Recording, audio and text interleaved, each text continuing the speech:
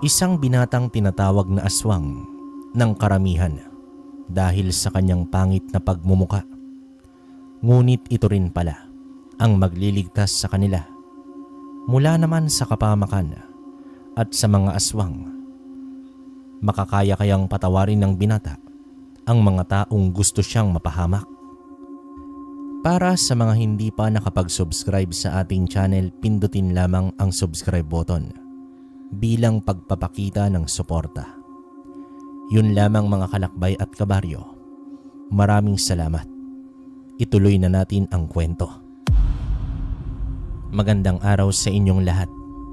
Pati na rin sa iyo kabaryo at sa mga masugid na tagapakinig ng channel mo.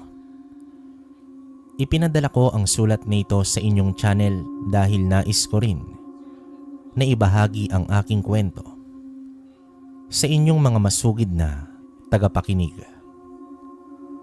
Alam ko na may konting aral silang mapupulot mula rito. Itago nyo na lang ako sa pangalang Arnel. Nasa 68 taong gulang na ako ngayong taon at kasalukuyang nakikinig sa kwentong katatakutan at kilabot sa inyong channel. Ang kwentong itong karanasan ko na aking ibabahagi sa inyo ngayong araw ay nangyari taong 1979 sa isang bayan sa probinsya ng Capiz. Isang aswang nga pala ang bansag sa akin ng aking mga kabaryo. Ito ay dahil sa pangit na itsura. Nasunog kasi ang kalahati kong katawan dahil sa isang insidente noon na nangyari sa amin ng aming buong pamilya. Sa kabilang bayan pa kami noon nakatira, kasama ang aking mga magulang at ang dalawa kong mga ate. Ako naman ang bunso, kung kaya't mahal na mahal nila akong lahat. Masaya naman kaming namumuhay ngunit may nakaaway ang aking ama sa lupa na pinagsasakahan niya. Gusto kasing bilhin ng isang lalaki ang sinasakahan ni tatay ngunit ayaw niya naman itong ibenta. Dito nagalit ang lalaki kay tatay at pinagbantaan niya ang aking ama na magsisisi ito sa naging desisyon niya. Makaraan lamang ang ilang araw ay maayos pa naman ang lahat. Akala nga namin nila tatay ay sumuko na ang taong gustong bumili ng lupa niya. Ngunit hindi namin inaasahan ang isang pangyayari na siyang magbabago sa aming buhay. Sinunog ang buong palayan at maging ang aming bahay. Sa kalagitnaan lang ng gabi kami nagising. Halos mamamatay na ako noon sa kakasigaw habang nilalamon ng apoy ang aking kalahating katawan.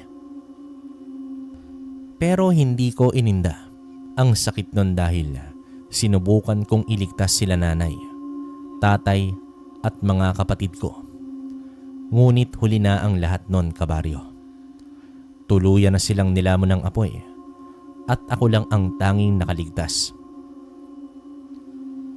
Nang mga sandaling yon ay hiniling ko na lang na sana ay namatay na lang ako kasama nila. Lapnos na lapnos ang kalahati kong katawan. Hindi ko na magamit ang kaliwa kong kamay.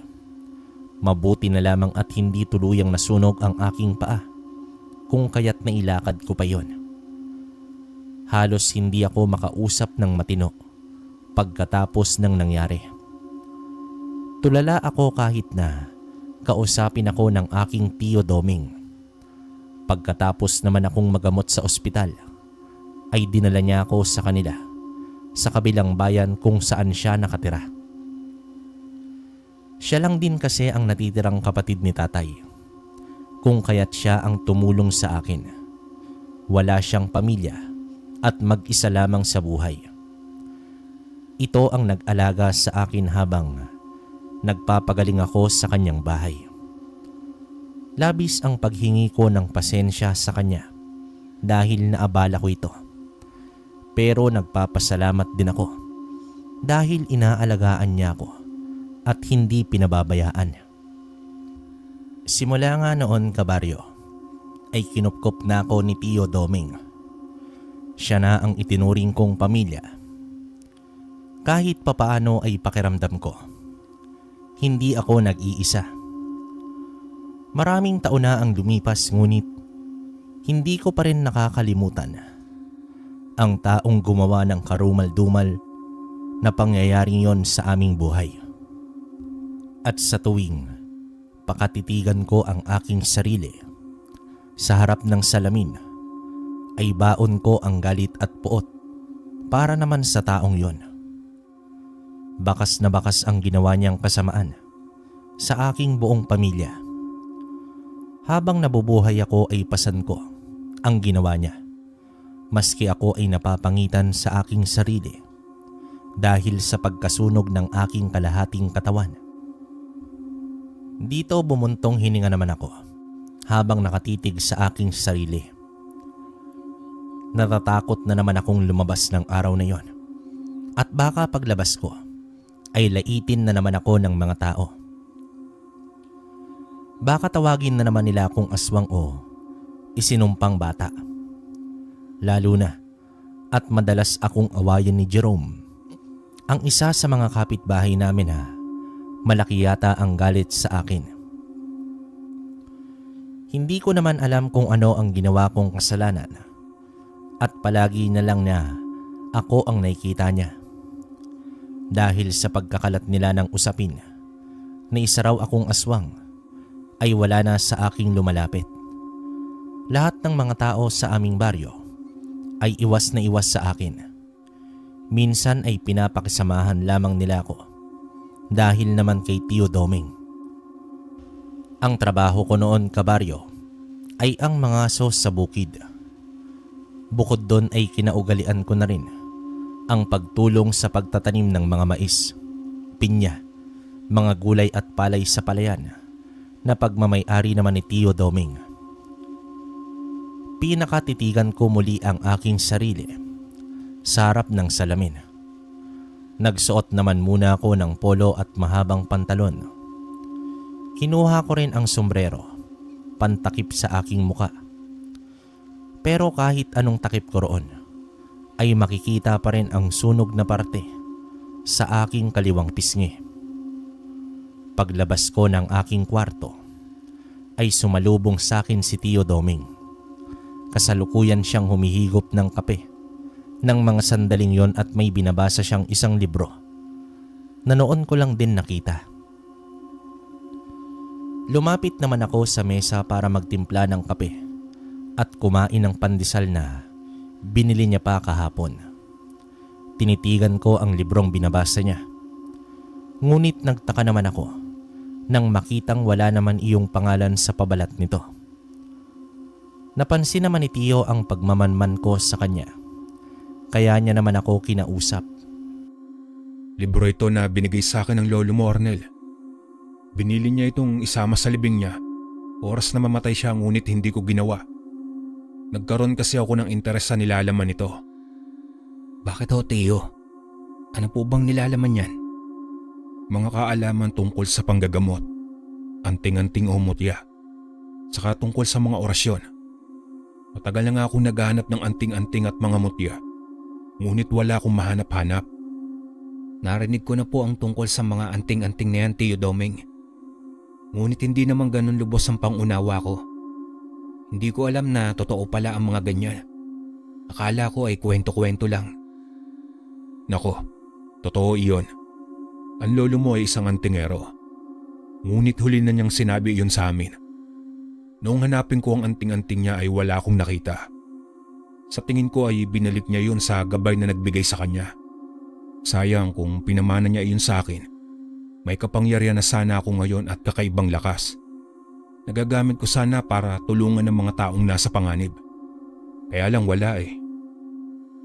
Tio, hindi ho ba? Kapag may anting-anting o mutya ka, nasa bingit ng kamatayan ng buhay mo. Marami kang makakalaban ng mga masasamang nilalang tulad ng mga aswang. Oo, Arnel. Pero depende naman iyon sa paggamit mo ng anting-anting o ng iyong mutya.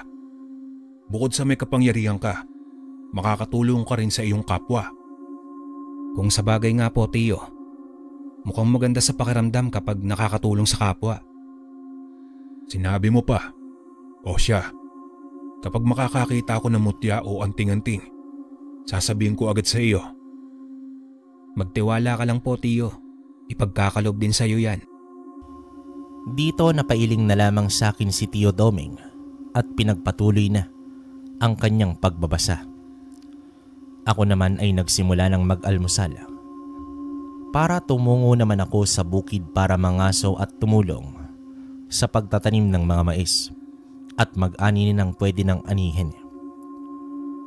Nauna na akong umalis ng bahay dahil may pupuntahan pa raw muna si Tio Doming.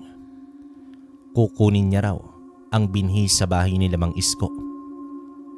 Kaya naman nauna na ako sa kanya na tumungo sa bukid. Habang naglalakad sa daan sa aming baryo ay namataan ko naman agad sa unahan itong si Jerome. Mukhang kanina pa ito nakaabang sa labas ng kanilang bahay kasama ang kapatid nitong lalaki na si Miguel. Nakasandal ito sa puno ng bayabas habang sumisipol. Nang matanaw niya ako ay agad naman siyang ngumisi at namulsa. Dito huminga naman ako ng malalim. Hinanda ko ang aking sarili mula sa kung ano man ang plano niyang gagawin niya. Araw-araw naman ay ganoon palagi ang eksena.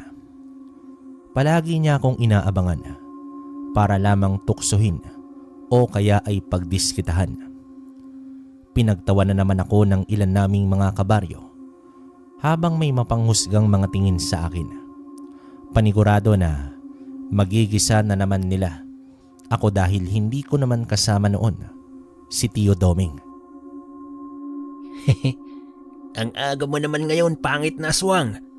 Himala at hindi ka nasusunog sa araw. Ang lakas mo rin pala. Hindi tinatabla ng araw. Tigilan mo na nga ako, Jerome. Hindi na maganda yung biro mo. Hindi mo naman ako nakitang kumain ng tao. Kaya hindi mo mapapatunayan na aswang nga ako. Naririnig mo ba ang sinasabi mo? Kailangan ko pa bang makita na kumakain ka ng tao bago ka matawag na aswang? Tignan mo nga itsura mo. Mukha ka ng aswang sa kapangitan mo. Ikaw nga siguro ang kumakain ng mga manok at baboy na nawawala rito sa ating nayon eh. Simula nang lumipat ka lang dito, marami ng perwisyo at kababalaghan ang nangyayari sa nayon natin. Ikaw lang naman na may pangit na mukha eh. Kaya ikaw ang aswang. Wala akong kinalaman sa mga nawawalang manok o baboy. Wala akong ginagawang masama. Baka ibang may gawa nun na taga rito din. Huwag ka nang tumanggi pa, Arnel. Alam na namin yung sikreto mo. Isa kang aswang. Aswang ka. Aswang. Pagkatapos yon ipagsigawan ni Jerome ay tumawa siya ng malakas. Narinig siya ng mga ilang kapitbahay nila. Kaya pinagtawanan din ako ng mga ito. Pumulot naman siya ng maliit na bato sa kanilang bakuran at pinagbabato niya ako noon. Dito mabilis akong tumakbo palayo sa kanila. Lakad-takbo ang ginawa ko hanggang sa makarating ako sa bukana ng gubat patungo sa bukid. Habang naglalakad sa daan ay hindi ko napipigilan ang aking sarili na umiyak. Labis akong nasaktan sa mga paratang ni Jerome sa akin at ng ilan mga kabaryo namin. Hindi ko alam sa mga sandaling yon kung bakit ganoon ang trato nila sa isang tulad ko. Kahit ano ang tanggi ko ay ayaw rin nilang maniwala sa akin. Mas nagmumukha lang akong tanga sa harap nilang lahat. Kahit ano ang gawin ko ay wala ring patutunguhan. Pinaalis ko ang luhang tumakas sa aking pisngi at nagpatuloy na ako sa aking paglalakad. Makalipas naman ang ilang sandali ay kumunot ang noo ko nang hindi na pamilyar sa akin ang lugar na aking kinaroroonan. Huminto naman ako sa paglalakad at pinakatitigan ng mabuti ang buong paligid. Nasa gubat pa rin naman ako ng mga sandaling yon. Ngunit iba ang daan na aking tinatahak. Napasinghap naman ako habang lumilinga sa paligid. Pilit kong inaalala sa mga sandaling yon kung saan pa pwedeng dumaan patungo sa bukid ni Tio Doming. Ilang beses kong sinubukan na Tahakin ang isang daan na naroon ngunit bumabalik pa rin ako sa aking pinanggalingan. Napadasal na ako sa oras na iyon. Nananalangin ako sa Diyos na iligtas niya ako mula sa kung anumang engkantasyon sa gubat na iyon. Hinubad ko rin ang aking damit para baliktarin ang mga iyon at nagbabaka sakali na makabalik na ako sa lugar kung nasaan ako kanina. Ngunit wala pa rin nangyari. Nananatili pa rin ako sa parte ng gubat na iyon na hindi naman pamilyar sa akin. Nasa gitna ako ng kapatagan na malalago ang mga talahib at damo. Sa paligid naman ay mga punong nagtataasang nakapalibot sa kapatagan na iyon. May isang daan patungo sa unahan. Doon ako dumaan kanina, ngunit bumabalik lang din ako sa kinaroroonan ko. Dito mas nilakasan ko pa ang aking dasal na wag na akong gawa ng masama kung anuman ang may gawa noon sa amin. Kahit baliktad na ang mga damit ko, ay wala pa ring nangyari. Dito binalot ng kaba ang dibdib ko habang dumarasal ako. Hindi ko rin maiwasan ang pawisan ng sobra. Takot ako noon na baka hindi na ako makauwi sa bahay ni Tio Doming. Hindi ko rin malaman kung inaaswang ba ako o kaya ay naengkanto. Sinubukan kong muli na tahakin ang gubat ngunit gaya ng nauna ay bumalik pa rin ako sa aking kinaroroonan kanina. Ilang sandali na pagtingin ko sa paligid ay nakarinig naman ako ng munting kaluskos na nagmumula sa aking likuran. Dito lumingon ako ng mabilis para tingnan kung sino ang naroroon, lalo na at gumagalaw ang mga talahib at mga damo. Papalapit iyon ang papalapit sa akin. Sa sobrang kaba ko nun, kabaryo, kinuha ko ang punyal mula naman sa aking bewang at hinawakan ko iyon ng mahigpit.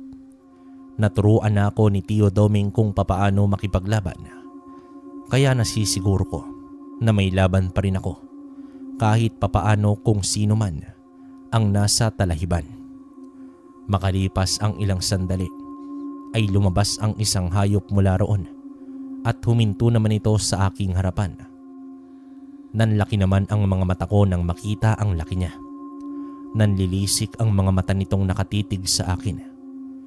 Hindi lang din yon ang aking napansin, kundi maging ang laki nito. Parang kasing laki ito ng isang tao. May itim na medyo bughaw na balahibo, habang may mahaba ang kanyang buntot, may tuwid na 2 tenga, at mahaba rin ang katawan. Kung hindi ako nagkakamali nun, ay isa itong musang. Ngunit hindi ako makapaniwala sa laki nito. Base sa aura nito, ay mukhang hindi ito isang normal na musang lamang. Napakalaki nito na halos kasing laki ko na. Lalo pa ang pagkatitig nito sa akin. Huwag mo akong sasaktan. Wala akong ginagawa sa gubat mo. Naliligaw lang talaga ako kanina pa. Gusto ko lang tumungo sa bukid namin. Patawarin mo ako kung naistorbo ko ang pagpapahinga mo. Unti-unti naman akong umatras palayo sa malaking musang na yon. Pero hindi ito tumitinag sa kinatatayuan niya. Nanatiling nakapukol ang itim nitong mga mata sa akin. Nilalamon ako ng kaba ng sandaling yon. Kung may gawin man siyang masama sa akin ay nakahanda akong tumakbo at manlaban. Subalit ganoon na lamang ang gulat ko nang bigla itong magsalita. Natigil ako sa paghakbang, paatras at natulala lang habang nakatingin sa musang. Sinampal ko pa ang aking sarili at kinurot ang aking balat para lamang masiguro na hindi ako nananaginip lang. Nang masiguro ko na totoo talagang nagsasalita ang musang, ay doon na ako nagimbal. Nanginginig ang mga labi ko habang tinatanong ito kung sino siya at ano ang pakay niya sa akin. Sinagot niya naman ako. Nagpakita raw siya sa akin dahil gusto niya akong makausap tungkol sa isang bagay. Laganap na raw ang kasamaan sa mundo, lalong-lalo na sa aming nayon. Matagal na rin daw niyang sinusubaybayan ang aming lugar at marami na raw mga aswang at maging mga masasamang tao na nagkalat sa buong paligid. Sinabi naman ito na naroon daw siya para bigyan ako ng lakas para ipagtanggol ang mga taong ito mula sa kasamaan. Ako raw ang pinipili niya para bigyan ng isang malakas na mutya mula sa kanya. Iyon daw ang magbibigay sa akin ng lakas para labanan ang mga masasamang nilalang at para panatilihin ang kapayapaan sa aming baryo. Hindi naman ako makapaniwala sa mga sandaling yon, kaya tinawanan ko na lamang ang sinabi niya. Sinabihan ko pa ang musang na hindi ako ang taong karapat-dapat na bigyan niya ng mutya. Dagdag ko pa ay mahina ako pagdating sa pakikipaglaban dahil sa aking anyo at kapansanan mula sa pagkasunog ng kalahati kong katawan. Subalit pinagpilitan ng musang na oras na sa akin ang mutya ay magbibigay ito ng lakas, tibay ng katawan. Makapaglalakad ako ng maayos at higit sa lahat ay may ipagtatanggol ko ang mga tao mula naman sa kapahamakan. Ako raw ang kanyang napili dahil may busilak akong puso para sa mga taong inaapi o ang nasa kapahamakan. Dito napabuntong hininga naman ako at pinag-isipan ang sinabi ng musang na yon. Binigyan niya ako ng ilang sandali pa para makapag-isip ng mabuti. Naisip ko na sa mga sandaling yon, kapag tatanggapin ko ang mutya, ay may pagkakataon na akong hanapin ang taong sumunog sa aming bahay noon na siyang dahilan kung bakit namatay ang aking mga magulang at kapatid. Sinabi ko rin sa musang ang gusto kong mangyari at natuwa rin siya nang marinig ang sinabi ko.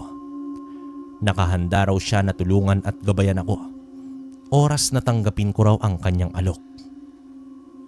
Dito kabaryo wala na akong pinalampas na pagkakataon at tinanggap ko na nga ang alok ng musang. Tinanggap ko ang kanyang mutya na magpapalakas daw sa akin. Magbibigay daw ito ng kapangyarihan upang ipagtanggol ang mga taong nasa kapahamakan o biktima ng mga aswang. Huwag din daw akong mag-alala at nakahanda raw siyang gumabay sa akin sa bawat laban na aking kakaharapin. Ipangako ko lang daw na gagamitin ko sa tama ang mutya at hindi sa kasamaan. Dito nangako naman ako sa kanya kabaryo. Sinabi ko rin sa kanya na basta naroon lang siya para gabayan ako ay hindi ako maliligaw ng landas. Pagkatapos ng pag-uusap naming dalawa ay bigla na lamang siyang nawala na parang bula. Ang huli niyang sinabi sa akin ay magpapakita lang siya sa oras na kailangan ko siya at kapag kakausapin niya na ako. Noong mawala naman siya ay bumalik ako kanina sa kinaroroonan ko. Napatingin ako sa aking hawak-hawak na mutya. Kusa iyong bumaon sa aking palad. Napasigaw pa ako ng malakas nang makaramdam ako ng kirot mula naman ron. Parang pangil iyon ng isang musang, pero kasing laki ng isang maliit na bato. Ininda ko ang sakit habang unti-unting bumabaon sa aking palad hanggang sa tuluyan na iyong bumaon at nawala. Titig naman ako sa aking palad habang hinahanap ang mutya ng musang pero hindi ko na iyon nakita pa. Napahawak naman ako sa aking buong katawan kung may kakaibang nangyari ngunit wala naman. Ang ikinagimbal ko ay ang tuluyan kong paggalaw ng maayos sa aking kaliwang paa. Nang tingnan ko yon ay nawala ang nalapnos kong balat. Tiningnan ko rin ang aking kaliwang kamay at kinapa ko ang aking pisngi. Tila nabato balani ako sa aking kinatatayuan nang napagtanto na nawala na iyon dahil sa mutya. Lumuhod naman ako habang tumatangis. Sa mga oras na yon ay hindi pa rin ako makapaniwala sa mga nangyari. Sinampal kong muli ang aking sarili Pero ganoon pa rin, tuluyang nawala na ang mga sunog ko sa aking katawan. Labis-labis ang pasasalamat kong binigay sa musang at maging sa Diyos dahil sa pagkakaloob niya ng mutya sa akin. Pagdating ko naman sa bukid nun, ay nandoon na si Tio Doming. Abala na siya sa kanyang pag-aani ng mais. Tinawag ko naman siya ng malakas. Nilingon niya ako at agad siyang napakunot ng noo nang makita ako. Ako po ito, Tio. Si Arnel. Arnel, ako ba ay pinaglololoko mo? Siguro ay narito ka para magnakaw sa mga tanim ko, ano? Tio Doming, pakatitigan mo ako ng mabuti. Ako po talaga ito si Arnel. Pinagkalooban ako ng mutya ng musang kung kaya't ganito na ang anyo ko. Maski ako ay hindi makapaniwala na wala yung nasunog kong balat sa kaliwang bahagi ng katawan ko at naging normal na ito. Ako po talaga ito, Tio. Dito nabitawan naman ni Tio ang sako na hawak-hawak niya at lumapit ito sa akin. Pinakatitigan niya ako ng mabuti. Pinatalikod niya ako sa kanya at muli niya akong pinaharap. Tiningnan niya rin kung saan ang sunog na parte ng katawan ko. Ngunit pati yun ay tuluyan na talagang nawala, kaya hindi niya na nakita pa. Hindi naman siya makapaniwala na nakatitig sa akin. Napailamo siya sa kanyang muka at muli itong nagsalita. Bakit? Bakit ikaw ang binigyan ng mutya at hindi ako? Ako ito naghahanap. Pero hindi bali na, Arnel. Ang mahalaga ay may mutya ka na. Naniniwala na ako sa iyo. Ganyan talaga ang epekto ng isang mutya. Kapag tinanggap ka na talaga nitong tagapagprotekta, tutuwa ko para sa iyo. Sa wakas ay hindi ka nahuhusgahan ng mga tao. Bukod sa gwapo ka na, ay may kakayahan ka pang ipagtanggol ang mga tao mula sa kapahamakan. Malakas ka pa at isa ng ganap na antingero. Maraming salamat, Tio. Huwag ho kayong mag-alala. Gaya ng pangako ko sa musang, ay gagawin ko ang lahat para gamitin ang mutya sa kabutihan. Pupuksain ko ang kasamaan sa ating nayon, lalo na ang mga aswang na siyang kumakalat sa ating nayon tuwing gabi. Maganda yan, Arnel. Huwag kang mag-alala at narito lamang ako para sa iyo. Handa kitang tulungan para magamit mo sa tama ang iyong mutya bukod sa tulong ng iyong gabay. Huwag kang mahihiyang magsabi sa akin at tutulungan kitang magsanay. Ipapahiram ko rin sa iyo ang mga libro na binabasa ko. Salamat ho, Tio. Malaking bagay ho yan sa akin. Hindi na po ako makapaghintay na sanayin ninyo ako para maging isang malakas na antingero. Tumango naman sa akin si Tio Doming at tinapik niya ako sa balikat.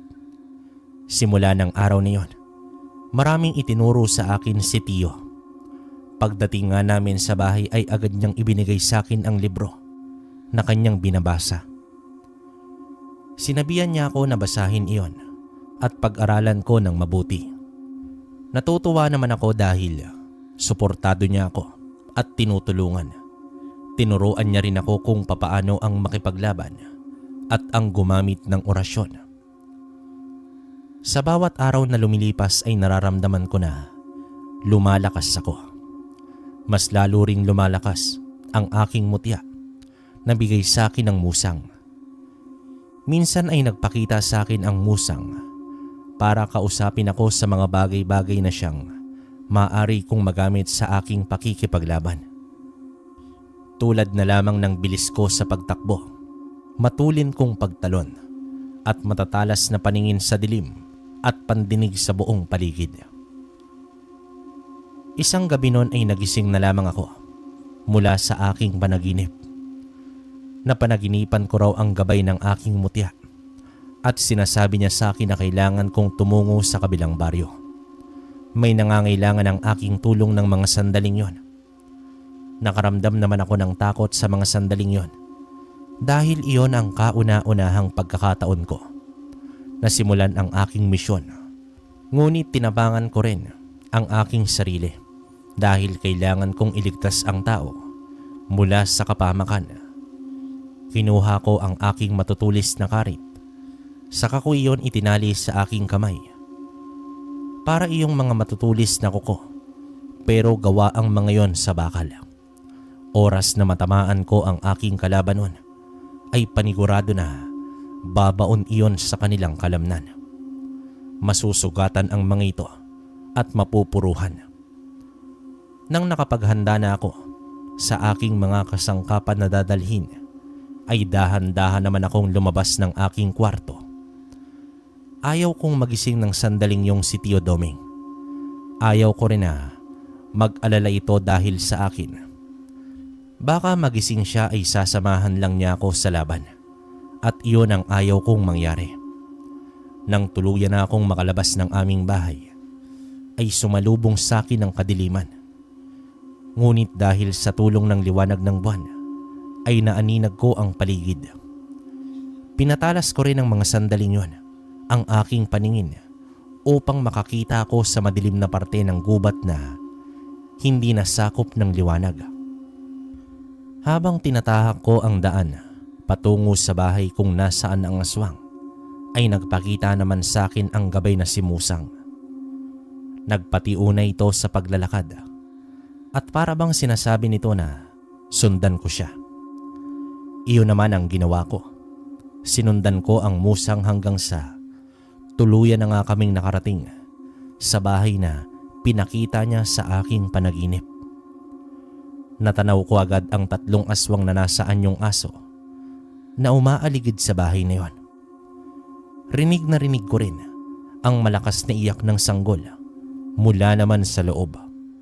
Kumuyom ang aking 2 kamay nang mapagtanto ko na dinadasalan ang 3 aswang na limutin ang mga tao sa loob para makuha ng mga ito ang sanggol. Ngunit hindi ko naman yon hahayaan na mangyari. Malakas kong tinawag ang 3 aswang, dahilan para mapatingin sila sa akin. Huwag niyo nang aksayin ng oras ninyong 3. Bakit hindi niyo na lang ako labanan? Dinadamay niyo pa ang sanggol sa gusto niyong mangyari. Bakit? Sino ka naman bagong dating ka? Narito ka ba para takutin kami? Hindi ako naparito para takutin kayo. Nandito ako upang pigilan kayong 3 sa binabalak niyong gawin. Ako muna ang harapin ninyo bago ninyo galawin ang mga taong nasa loob. Hindi kami pumapatol sa katulad mo. Huwag mo nang aksayin pa ang oras mo sa amin.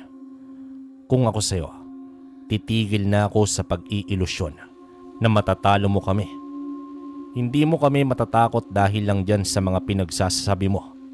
Bakit? Sino ka ba? Sabihin na lang natin na ako ang tatapos sa kasamaan ninyo. Kaya hindi na ninyo kailangan na makilala pa kung sino ako. Kung ganon, ilabas mo ang kakayahan mo. Huwag mo kaming minamaliit. Hindi mo yata alam ang kaya naming gawing mga aswang. Dito mabilis na tumalon ang 3 asong aswang patungo naman sa aking kinaroroonan. Inatake nila ako, subalit agad din akong nakaiwas. Taglay ko ng mga sandaling yon ang bilis ng isang musang. Umakyat naman ako sa puno, saka naman ako lumundag at pinadaanan ko ang karit sa katawan ng isang aswang. Dito napasigaw ito ng malakas habang sumisirit ang dugong mula sa kanyang katawan. Dahil sa sugat ay bumagsak ito sa lupa. Nangisay hanggang sa bawian ito ng buhay. Nanlilisik naman ang mga mapupulang mata ng 2 aswang na natitira habang nakatingin sa akin. Mababanaag ang galit sa kanilang anyo dahil sa nangyari sa kanilang kasama. Binalingan nila akong 2 at sabay silang sumugod patungo sa aking kinatatayuan.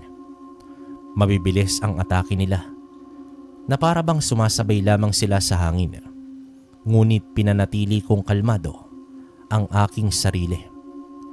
Pinatalas ang aking mga mata at pandama sa buong paligid ng gabing yon. Nag-usal na rin ako ng isang orasyon na siyang magbibigay sa akin ng lakas at talas ng isipan kung papaano ko pababagsakin ng sabay ang 2 aswang. Ipinikit ko ang aking mga mata ilang sandali pa ay naramdaman ko ang presensya ng isang aswang na pasugod sa aking likuran. Agad kong inangat ang aking kanang paa at sinipa ito ng malakas. Tumilapon ito sa may damuhan at sumadsad sa lupa. Ang isa namang aswang na kasama nito ay agad na sumugod habang abala ako sa pagtingin sa kasama niya.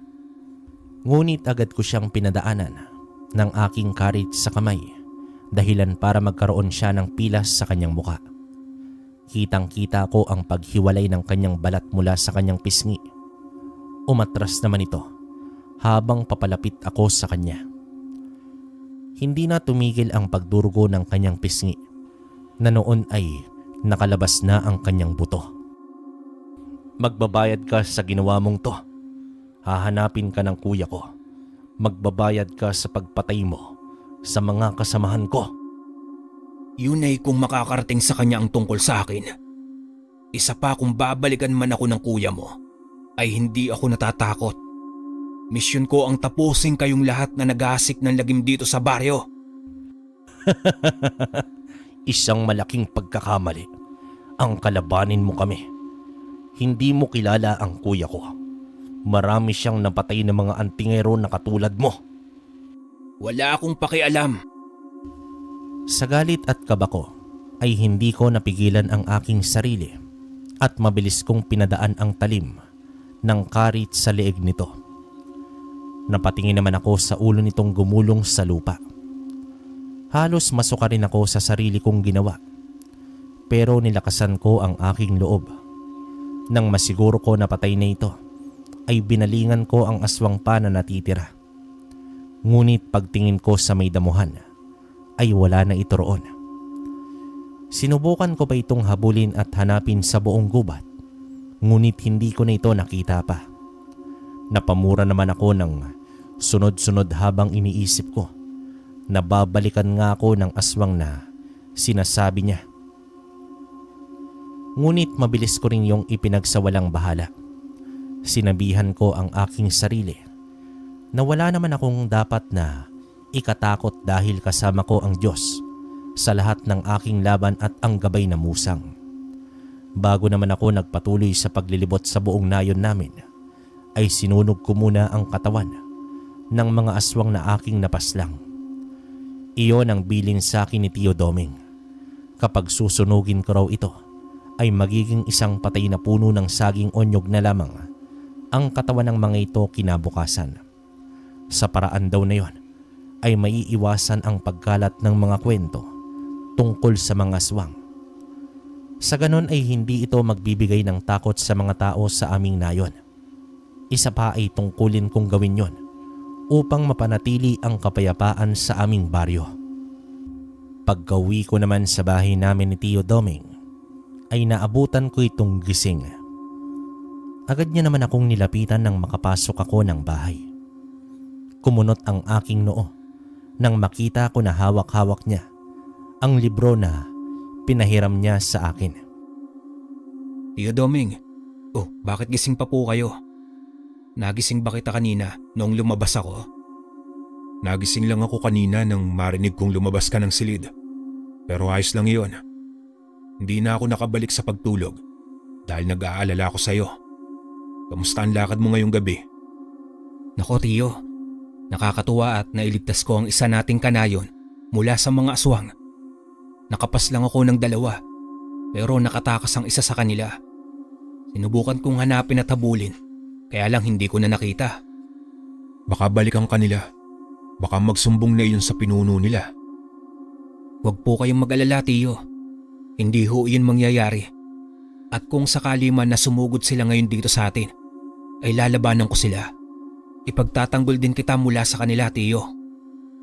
Mabuti naman kung ganon, Arnel. Natutuwa ko at may mutya kang tangan na handa kang ipagtanggol at nabibigyan ka ng lakas. Sana ay magkaroon din ako niyan balang araw. Huwag ko kayong mag-alala Tio. Ipagdarasal ko na biyayaan din kayo ng mutya.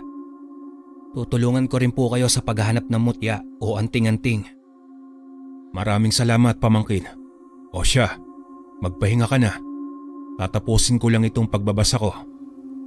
Sige o Tiyo Doming, matulog na rin ho kayo at gabi na. Maaga pa po tayo bukas. Tumango naman sa akin si Tio Doming ng mga sandaling yon. Ngunit ang mga titig niya sa akin ay pawang kakaiba. Hindi ko lang malaman kung ano ang ibig sabihin nun. Kaya binaliwala ko na lamang at nagpatuloy na ako sa aking kwarto. Sa kalagitnaan ng aking pagtulog ay bigla na lamang akong nanaginip. Tumungo raw sa aking kwarto si Tio Doming habang nag-aapoy sa galit ang kanyang mga mata. Pinakatitigan daw niya ako ng mabuti at unti-unti siyang ngumisi. Hinawakan daw ako ni Tio Doming sa aking kamay at pinisil ang aking palad. Pagkatapos daw nun ay may mga salita siyang binabanggit na hindi ko maunawaan kung ano. Ilang sandali pa ay nakaramdam ako ng pamimigat ng aking katawan. Umiinit din ang buong katawan na parabang itinapon ako sa isang nagbabagang lawa. Sinubukan ko raw bumangon ngunit pinigilan ako ni Tio Doming. Gigil na raw siyang sakalin ako habang patuloy pa rin ang pagbabanggit niya sa isang dasal na hindi ko maunawaan. Bumigat daw ang aking pakiramdam. Parang kinakapusan ako ng hininga. Sumigaw raw ako ng malakas ngunit tila hangin lamang ang lumalabas sa aking bibig at wala na akong boses. Sinubukan kong galawin ang aking katawan ngunit hindi ko na magalaw ng mga sandaling yon. Maya't maya ay narinig ko raw ang boses ng aking gabay na musang. Ginigising ako nito at tinatawag ng malakas. Sinundan ko ang boses nito hanggang sa iminulat ko ang aking mga mata at dito suminghap ng malakas. Noon ay natagpuan ko si Tio Doming na nasa loob ng aking kwarto. Nakahawak siya sa aking kanang kamay habang nagdarasal siya sa wikang Latin. Nanlaki naman ang aking mga mata nang mapagtanto ko na totoo ang napapanaginipan ko. Sinubukan kong bawiin ang aking kamay mula sa kanya, subalit hindi iyon binitawan ni Tio. Mahigpit ang pagkakahawak niya roon na para bang nakasalalay ang buhay niya sa aking kamay. Magsasalita na sana ako para tawagin siya nang mapasigaw ako ng malakas. Nang ang sakit na nararamdaman ko kanina ay mas lalong tumitindi.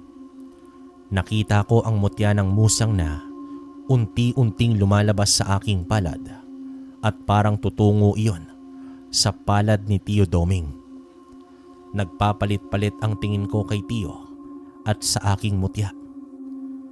Ayaw ko man isipin ang iniisip ko noon, ngunit mukhang totoo ang nakikita ko. Gustong kunin ni Tio Doming ang mutya na bigay sa akin. Humugot naman ako ng lakas at mabilis kong tinulak si Tio Doming. Sa lakas ng puwersa na nagmula sa kamay ko, ay tumilapon si Tio sa dingding ng aking kwarto.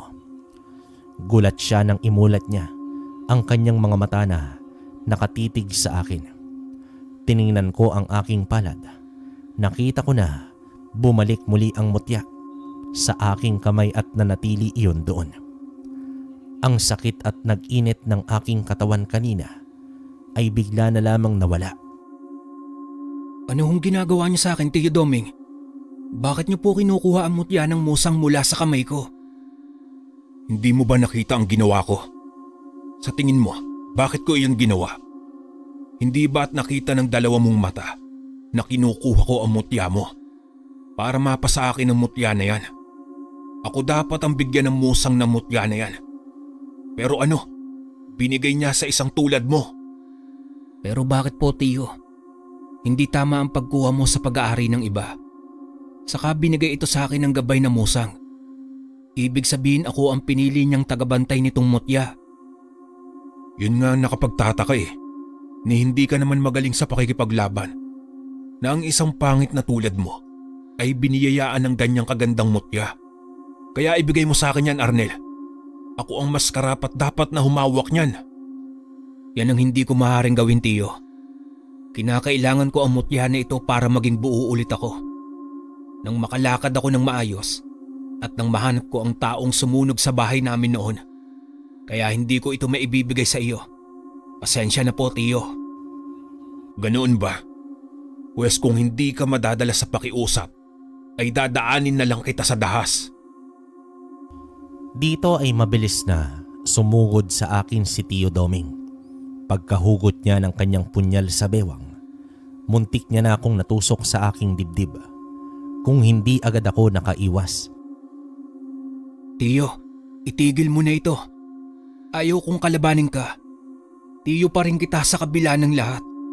Hindi dapat tayo umabot sa ganito. Hindi kita lalabanan. Labanan mo ako, Arnel. Sa mga sandaling to, hindi na pamangkin ang tingin ko sa iyo, kundi isang kalaban. Wala nang mas mahalaga sa akin kundi makuha ang mutyarian sa katawan mo. Kapag nakuha ko iyan at napasa akin, lalakas ako. Katatakutan ako ng mga tao rito sa ating baryo. Hindi lang dito kundi sa buong nayon at bayan. Ano bang nangyayari sa iyo, Tiyo? Bakit ka nagkakaganyan? May mali ba sa binasa mo sa libro? Walang mali, Arnel. Noon pa man ay balak ko na talagang kunin sa iyo ang mutya. Wala akong pagkakataon na makuha sa iyo dahil nakabantay ang gabay mo. Pero ngayon na wala pa siya, ay tatapusin ko na ang oras. Muli na namang sumugod sa akin si Tio Doming. Mabilis akong umiwas sa mga atake niya. Hanggang sa lumabas ako ng aking kwarto. Kinuha ko ang aking karit at saka ko iyon isinuot sa aking dalawang kamay. Ayaw ko man labanan si Tio Doming subalit mukhang hindi niya yata ako tatantanan. Hinabol ako ni Tio sa labas ng aming bahay. Nang tumungo ako sa aming bakuran, tuluyan ko siyang hinarap nang tawagin niya ako. Noon ay may hawak na siyang tabak na mahabang pag-aari niya. Ngumisi naman si Tio Doming sa akin habang nakatingin siya. Sa mga sandaling yon ay kinilabutan ako sa kung ano ang maaaring gawin niya sa akin. Napagtanto ko na rin na seryoso siya sa mga sinasabi niya. Magsasalita na sana ako ulit nang matigilan ako nang marinig ko ang malakas na alulong ng mga asong aswang sa hindi kalayuan. Naramdaman ko agad ang pag-iinit ng aking palad. Ibig sabihin nun ay maraming mga aswang ang nasa paligid. Base naman sa mga alulong ng mga ito, ay palapit na sila sa bahay namin ni Tio Doming. Gusto ko sanang pigilan si Tio noon, subalit mabilis niya akong inatake. Iniwasan ko ang mga galaw niya mula naman sa sipa at mga suntok at ang pagtangka niyang pagsaksak sa akin ng punyal. Hindi ko naman akalain noon na magagawa iyon ni Tio Doming sa akin para lamang makuha sa akin ang mutya. Natigilan lamang si Tio sa pag-atake sa akin nang biglang dumating ang halos 10 aswang. Nasaan yung tao pa ang mga ito, kaya't kitang-kita ko ang kanilang muka. Ngunit hindi naman ako pamilyar sa kanilang mga muka. Ang huling dumating ay si Mang Simon, ang aming kanayon na nakatira sa kabilang baryo. Kumunot naman ang aking noo nang magtama ang paningin naming dalawa. Maski si Tio Doming ay natigilan din nang makita itong si Mang Simon. Hindi ko akalain na ang isang tulad mo lamang ang papas lang sa aking kapatid. Pinatay mo si Toro. At dahil dyan ay pagbabayarin kita sa ginawa mo. Dapat lamang iyon sa kanya, Mang Simon. Malinaw naman siguro sa inyo na dapat ay tinigil na ninyo ang paggawa ng kasamaan. Ngunit ayaw niyong tumigil. Marapat lamang na tuparin at gawin ko ang aking tungkulin. Tulad niyo ay ginagawa ko lang din ang misyon o gusto kong gawin. Kahit ano pa ang sabihin mo, Arnel, pinatay mo pa rin ang kapatid ko. At dapat lang na pagbayaran mo ang bagay na yon. Mali ka ng kinalaban mo. Oy kayo, tumigil ka nga, Simon. Pwede mo namang gawin ang bagay na yan kay Arnel. Pero bago ang lahat, Hayaan niyo muna akong kunin ang mutya sa kanya. Tiyo, paano mo nasasabi ang bagay na yan? Pamangkin mo ko, Tiyo, hindi ba? Magkasama tayo simula noong niligtas mo ako.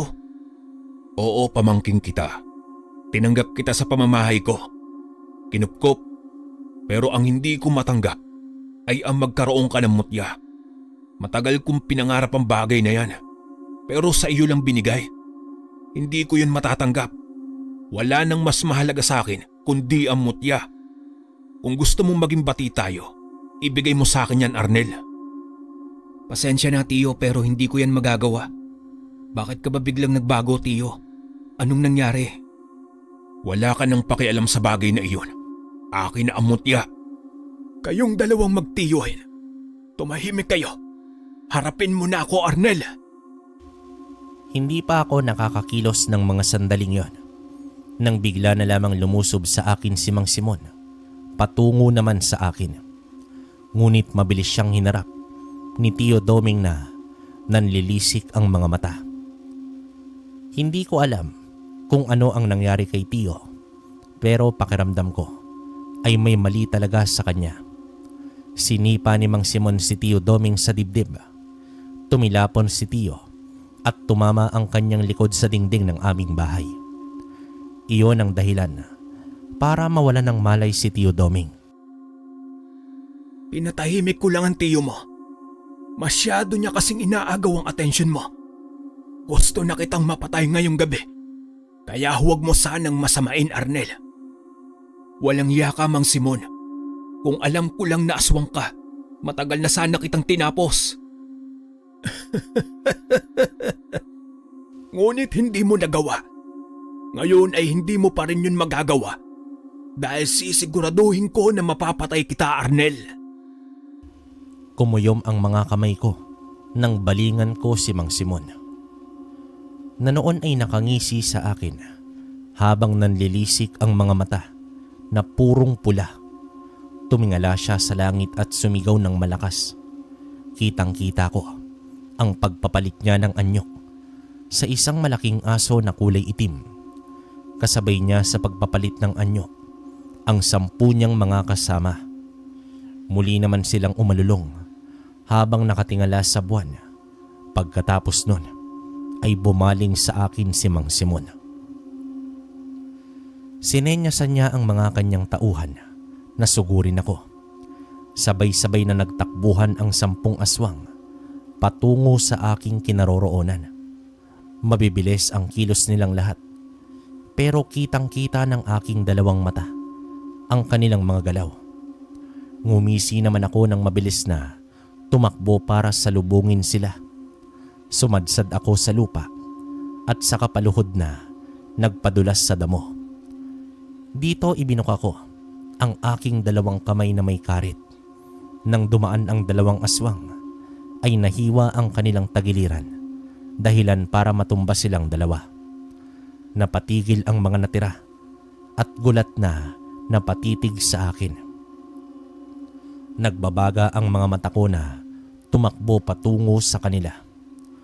Bumilis naman ang hakbang ng mga pako at naging magaan ang aking pakiramdam, dahilan para makatalon ako ng mataas.